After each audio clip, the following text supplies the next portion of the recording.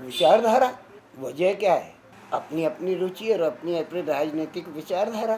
तो आपसे भी उन्होंने बात की होगी इस बारे में? नहीं, कोई बातचीत नहीं की और कांग्रेस ज्वाइन बातचीत करेगी? भी करती तो मैं किसी की विचारधारा में अवरोध लगाने वाला होता कौन हूँ? मैं वैचारिक स्वतंत्रता की बात करता हूँ। और जब वैचारिक स्वतंत्रता है तो आपने अपने विचार के अनुसार अपने अपना आचरण को निर्धारित कर लो। तो अब आप समझाइश भी नहीं देंगे कि कांग्रेस की जगह बीजेपी ज्वाइन कर सकते थे या इस तरह की कोई बात? मैं क्यों कहूँगा?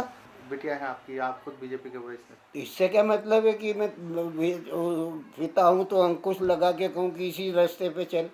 जो सोचता है, समझता है, विचार करता है, पत्रकारिता करती है लड़की जी है, तो उसके अपने विचार है, उसकी अपनी सोशल गतिविधि है और परिणीता है। जी। अब है? आपकी बातचीत होंगी तब आप कोशिश करेंगे कि बेटा कांग्रेस की जगह बीजेपी की मैं क्यों कहूँगा? मैं किसी के विचार पर नियंत्रण नहीं लगा सकता। वैचारिक प्रवाह जो है, जिसका जहाँ पर जाकर के अपने आप को व्यवस्थित पाता है वो वहीं पर जाएगा। बहुत सारे लोग कांग्रेस छोड़ के क्यों बीजेपी में आ रहे हैं? तो सवाल भी उठ रहे हैं कि कांग्रेस बोल रही है कि बीजेपी के नेताओं के बच्चे अब कांग्रेस में इंटरेस्ट ले रहे हैं, बीजेपी की विचारधारा छोड़ कांग्रेस की ओर आ रहे हैं। ये उनके सोचने का तरीका है। मेरे सोचने का तरीका यही है, जो कि जिसकी गति जहाँ पर है, जिसकी वैचारिक स्थिति जहाँ पर है, वो वहाँ जाएगा। ठीक है, मन मानने की बात है ये। जी।